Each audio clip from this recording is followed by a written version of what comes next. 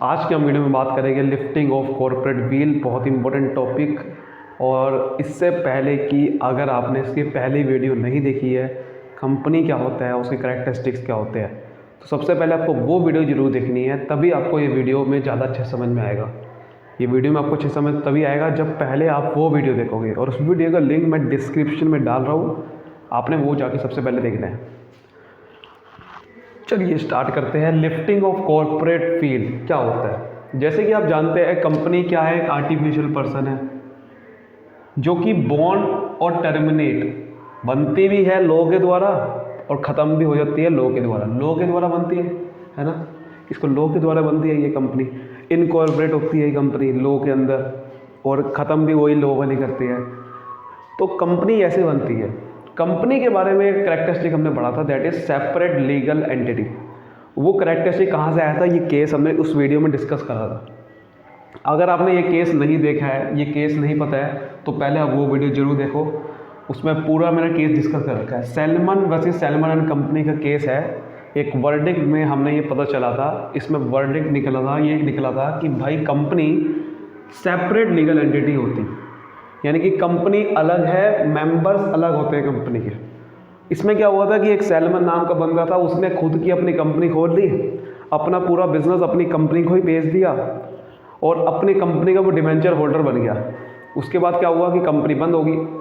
बंद हुई तो हुआ क्या, समझ में आया कि डिवेंचर होल्डर को सबसे पहले पैसा मिलता है, लेकिन बाकी लोगों ने केस कर दिया कंपनी के ऊपर। मतलब ये तो गलत बात है कि भाई ये तो कंपनी, ये तो खुद ही खोल के बैठा हुआ है, इसको पहले पैसा क्यों दे रहे हो आप, ये तो कंपनी खुद ही खोल के बैठा हुआ है, ये तो कंपनी का मालिक है खुद, तो इसको थोड़े पैसा मिलना चाहिए कंपनी का। उन्होंने कहा नहीं नहीं नहीं, ऐसा नहीं होता, कंपनी अलग बन जाएगी, मेंबर्स उसके अलग बन जाएंगे।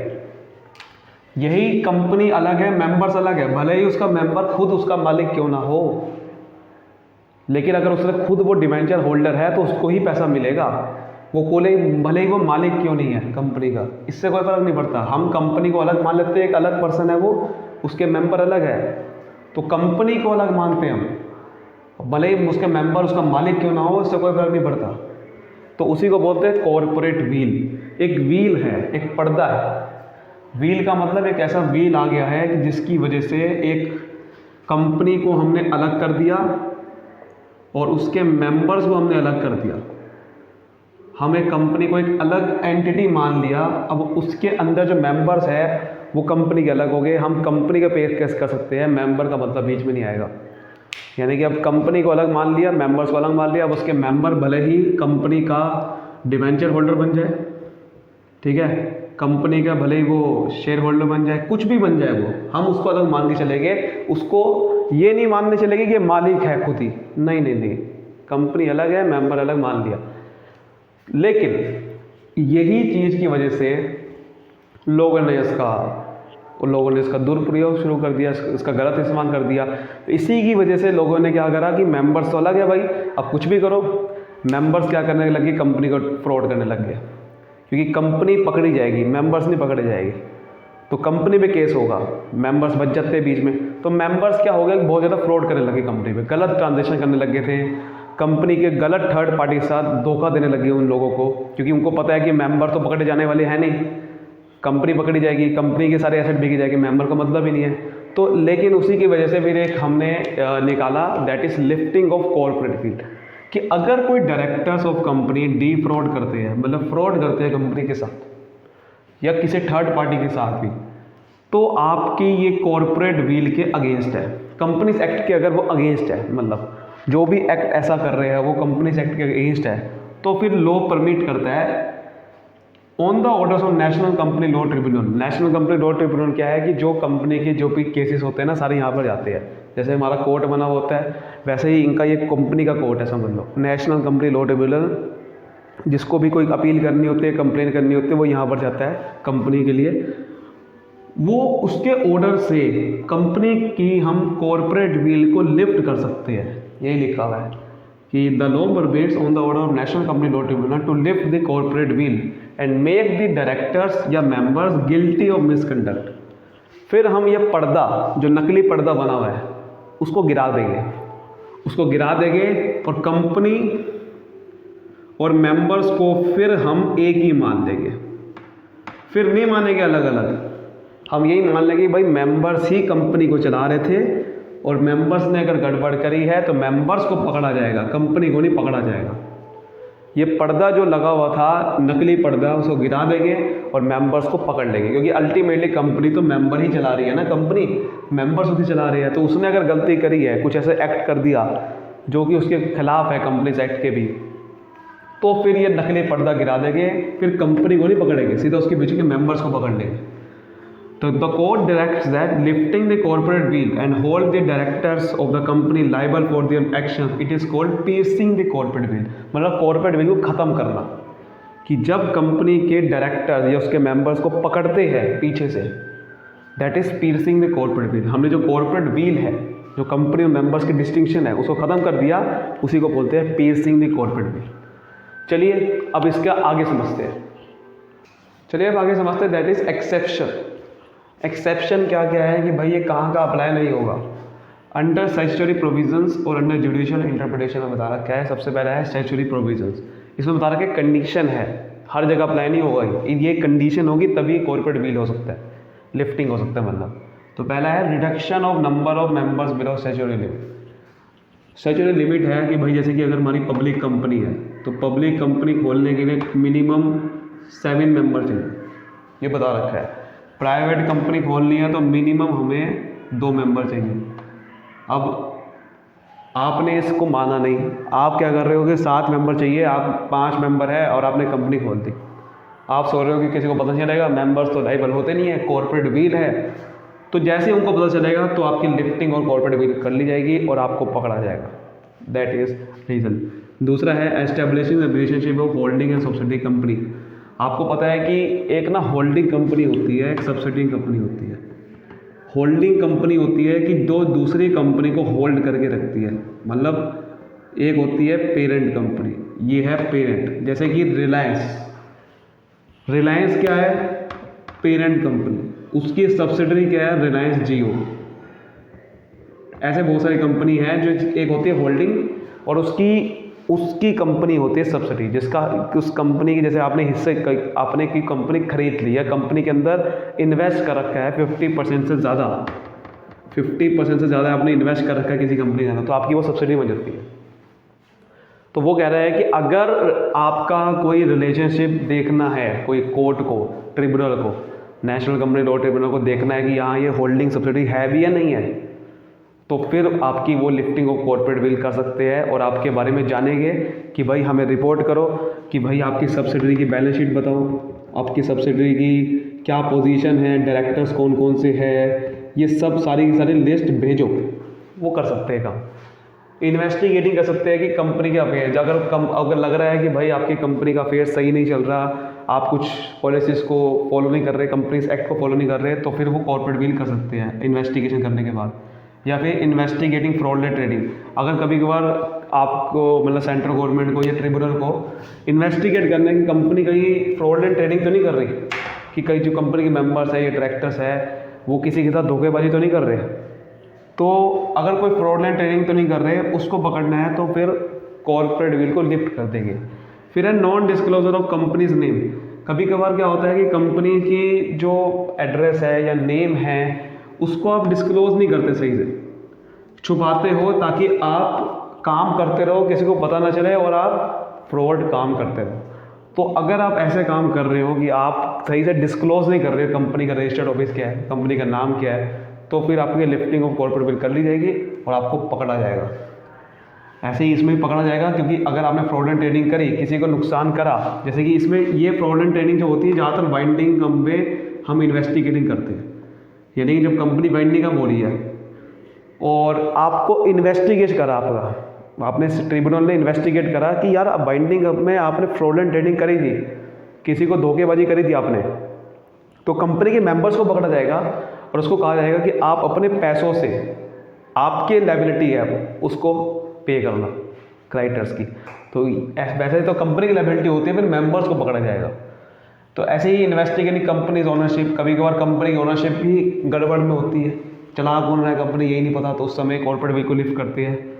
Non return of application money, आपको पता है कि जब कंपनी इशू करती है शेयर्स तो सबसे पहले क्या होता है, सबसे पहले एप्लीकेशन मनी मिलती है, और अगर वो कंपनी अलॉट नहीं करती जिन लोगों को, तो उनसे एप्लीकेशन जो मनी ली गई है ना उनको वापसी कर देना होता है, ठीक है। और वो कब वापसी कर देना होता है, 130 डेज़ के अंदर, 130 डेज़ के अंदर उसको वापसी कर देना होता है जिसको शेयर अलॉट नहीं करेंगे। तो अगर 130 डेज़ के अंदर वापसी नहीं करा गया तो कंपनी की कॉर्पोरेट बिल लिफ्ट कर दी जाएगी। ऐसे ही misstatement in prospectus, prospectus issue करा जाता है, जैसे कि जब कंपनी शेयर इशू करती है ना, शेयर इशू बताने के लिए कि मैं शेयर इशू कर रही हूँ, वो प्रोस्पेक्टस में लिखती है कि देखो मैं इतने शेयर्स इशू कर रही हूँ, और इसमें सारे के सारे कंपनी के बारे में लिखा होता है, कंपनी क्या है, बैकग्राउंड क्या है। अगर उसमें गलत इन्फॉर्मेशन लिख दी, गलत लिख दिया कि भाई कंपनी तो बहुत बड़ा चढ़ा के हमने लिख दिया कंपनी के बारे में, और वो मिस स्टेटमेंट थी, तो भाई कंपनी को पकड़ा जाएगा और उसको मेंबर्स को पकड़ा जाएगा। तो ये है स्टैट्यूटरी प्रोविजंस के सारे। अब हम समझते हैं जुडिशियल इंटरप्रिटेशन में क्या लिखा हुआ है। हेलो, तो चलिए अब बात करते हैं अंडर जुडिशियल इंटरप्रिटेशन में क्या लिखा हुआ है। सबसे पहले हमने बात करी स्टैट्यूटरी प्रोविजन। स्टैट्यूटरी प्रोविजन में क्या था कि भाई जो कंपनी के एक्ट को, जो स्टैट्यूटरी प्रोविजन बने हुए थे, जैसे कंपनी के भाई नाम लिखना जरूरी था, तुमने डिस्क्लोजर नहीं करा, होल्डिंग सब्सिडी का डिस्क्लोजर नहीं करा, या फिर उसका नहीं करा, तुमने कंपनीज एक्ट को वॉयलेट कर दिया, या फिर स्टैट्यूटरी प्रोविजन को फॉलो नहीं करा, वो सब चीज़ें थी ना। अब जुडिशियल इंटरप्रिटेशन में क्या लिखा हुआ है कि जो NCLT है, मतलब नेशनल कंपनी लॉ ट्रिब्यूनल है, वो अपने हिसाब से भी लिफ्टिंग कर सकती है कॉर्पोरेट बिल को, जैसे उसको ठीक लगे। जुडिशियल इंटरप्रिटेशन, चाहे वो स्टैट्यूटरी प्रोविजन को वॉयलेट करे या ना करे। पहला क्या है, प्रोटेक्शन ऑफ रेवेन्यू। कभी कभार कुछ लोग क्या करते हैं कि अपने रेवेन्यू को प्रोटेक्ट करने की कोशिश करते हैं कि भाई मैंने जो पैसा कमाया वो छुपाऊँ, जिससे मैं बच पाऊँ टैक्स देने से। तो यही वो कहता है। इसमें केस हुआ था, ज़्यादा इंपॉर्टेंट केस नहीं है, देखो बड़ा अजीब सा नाम है, री सर डेंशो मैनेजी पिटिट, ये नाम है इनका।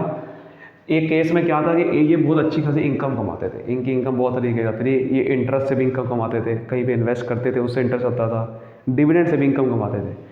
इन्होंने क्या करा, अपना पैसा जो भी कमाते थे, इन्होंने अपना पैसा अपनी 4 कंपनी खोली, पहली, दूसरी, तीसरी, चौथी, अपनी चारों कंपनी में पैसा डाल दिया, और उसके बाद वो पैसा खुद के पास ले लिया और उसके बदले में कंपनी को लोन दे दिया, जिससे समझ में आया कि कंपनी के पैसा है ही नहीं। पहले तो पैसा दे दिया कंपनी को, ये 4 कंपनी खोल के चारों कंपनी में पैसा बांट दिया, जैसे टैक्स कम देना पड़े, इसके ऊपर टैक्स ना आए। फिर वो पैसा इन्होंने वापसी ले लिया उस कंपनी से, जो चारों कंपनी से जो उसने दिया था, अपनी ही कंपनी खोली थी उसने, फिर कंपनी को उन्होंने लोन दे दिया, मतलब ताकि अपने टैक्स की लायबिलिटी छुपा सके। बिकॉज अगर वो सारी इनकम अपने पास रखेगा तो टैक्स तो सारा उसको देना पड़ेगा। उसने क्या करा, 4 कंपनी खोल के चारों कंपनी में पहले पैसा ट्रांसफर करा, फिर वो पैसा दोबारा ट्रा लिया, बिकॉज ताकि टैक्स ना देना पड़े, क्योंकि वरना कंपनी में भी चारों कंपनी को टैक्स इसको देना पड़ता था। तो चारों कंपनी से पैसा उठाया, फिर वापसी ले लिया, फिर लोन दे दिया कंपनी को। मतलब ये बहुत बड़ी उनने चाल खेली, और जिससे टैक्स बच सके। तो वही कह रहे हैं कि अगर ऐसा कोई चीज़ करता है टैक्स छुपाने के लिए, अवॉइडेंस ऑफ टैक्स करेगा, तो फिर नेशनल कंपनी लॉ ट्रिब्यूनल ये नहीं सोचेगा कि उसने कोई कंपनी के लॉ को वॉयलेट करा है कि नहीं करा, वो सीधा उसकी लिफ्टिंग कॉर्पोरेट बिल कर देगा। वो कंपनी के पीछे के बंदों को देख लेगा कि जो भी खराब ट्रेंड। ऐसे ही दूसरा है protection of fraud and improper conduct. कुछ लोग फ्रॉड करते रहते हैं कंपनी के ऊपर, कुछ गलत काम करते रहते हैं, गलत ट्रेडिंग करते रहते हैं। उसका केस बना हुआ है, जैसे कि एक केस बना हुआ है जोन्स वर्सेस लिपमन का। एक लिपमन नाम का बंदा था, उसने क्या करा कि उसने ना जॉन को एक लैंड बेचना था, ये कॉन्ट्रैक्ट हो गया था इनके बीच में।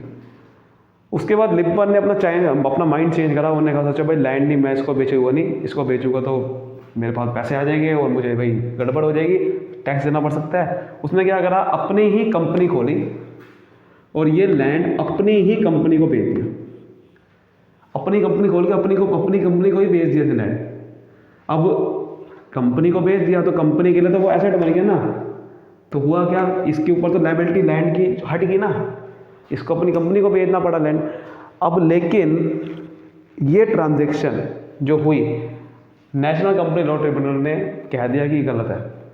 हम मान के चले गए कि भाई कंपनी और लिपमन दोनों एक ही है, अलग अलग नहीं है। तो ये जो लैंड है, ये लैंड बेसिकली किसी और को बेचना था, लेकिन तुमने फ्रॉड करके, ये गलत फ्रॉड कर दिया और तुमने किसी अपनी ही कंपनी खोल के अपनी कंपनी को बेच दिया काम। अच्छा जी, ये काम होगा? क्योंकि अपनी कंपनी को तुम बेच रहे हो, इसका क्या मतलब है बताओ मुझे, अपनी कंपनी को बेचने का। इसीलिए भाई अपनी कंपनी को बेचने का इसका मतलब यह है कि भाई आपने ये लैंड किसी और को बेचना था तो इससे आपकी ट्रांजेक्शन आपकी अपनी होती, लेकिन आपने अपना लैंड अपनी ही कंपनी को बेच दिया, क्योंकि आप सोचते थे कि भाई मैं लिपमन और इसकी जो कंपनी है वो अलग अलग माना जाएगा, ये दोनों एक पर्सन नहीं माना जाएगा।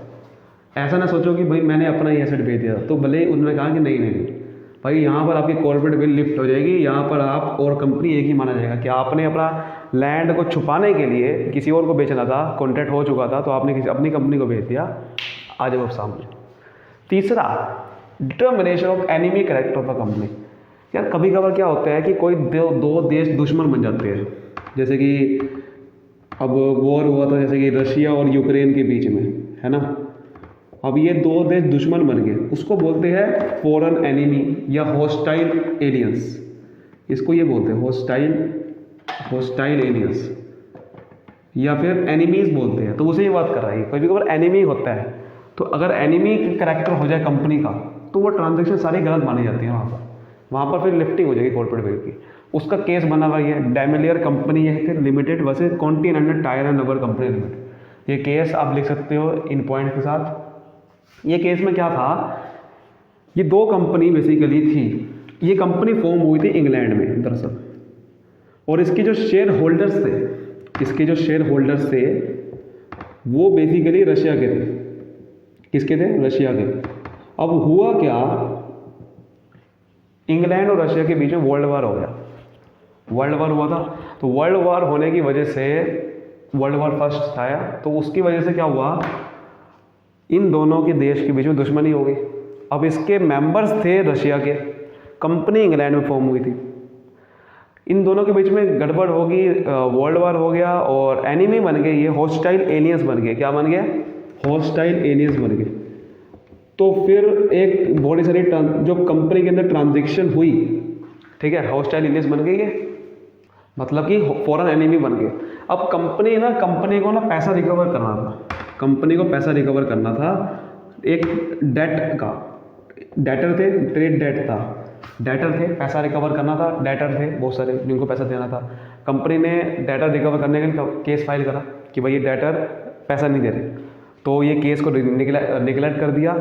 NCLT ने कहा कि भाई देखो ऐसी बात है, तुम्हारी कंपनी अब फॉरेन एनिमी डिक्लेयर हो चुकी है, तुम कंपनी, तुम्हारे मेंबर्स और जो तुम्हारी कंपनी फॉर्म हुई थी वो दोनों देश दुश्मन बन चुके हैं, तो इसलिए अब तुम्हारी कॉर्पोरेट बिल को हमने लिफ्ट कर दिया है, यानी कि अब तुम्हारी इंग्लैंड, तुम्हारे मेंबर्स और ये जो तुम्हारा कंपनी है उनको एक ही मान लिया है। तो इस चक्कर में तुम्हारी अब ट्रांजेक्शन कोई भी नहीं हो सकती, तुम्हारी अब कोई भी हम बात नहीं सुन सकते, क्योंकि तुम्हारा कॉर्पोरेट बिल लिफ्ट हो गया। लिफ्ट होने की वजह से पता चला कि मेंबर अलग थे, इसके ये थे। अगर लिफ्ट ना करते कॉर्पोरेट बिल तो पता चलता सिर्फ इंग्लैंड को ही हम इसको देखते, कंपनी इंग्लैंड में फॉर्म हुई ना, लेकिन जैसे ही दोनों देश डिक्लेयर हुए तो कंपनी की कॉर्पोरेट बिल लिफ्ट कर दी गई।